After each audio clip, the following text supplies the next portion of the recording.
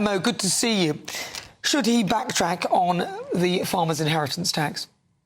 Well, if he wants to re-secure the Labour Party for the countryside, or the countryside for the Labour Party at the next general election, I think he's going to have to do it now. And I don't see how he can't. So the big problem for Labour right now is that the conversation in the countryside really isn't moving forward.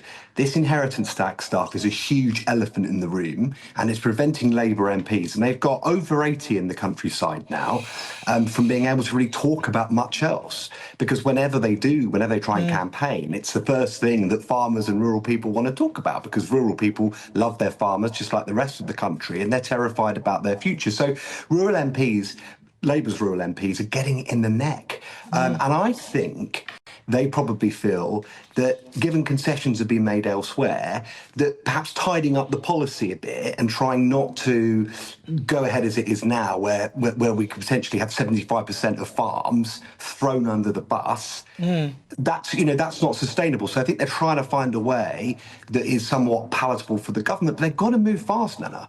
The anxiety, and you know this because you spoke to loads of farmers, as has most of GB News. The anxiety and misery and pain that this current policy is inflicted on the countryside is horrendous. And, I know that Labour rural MPs are getting bombarded with emails from farmers and supporters of farming. And so they're just looking at this and going, what on earth are we doing?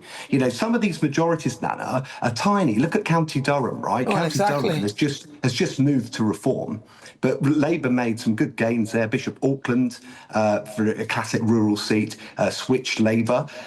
Its MP is heavily now involved in trying to get the government to change its mind, according to the Telegraph. They need to, Mo, because if they don't, and I'm not opposed to a U-turn when you've made a stupid decision. Listen, we have to leave it there, Mo. Metcalf-Fisher, he's the Director of External Affairs at the Countryside Alliance. Really lovely to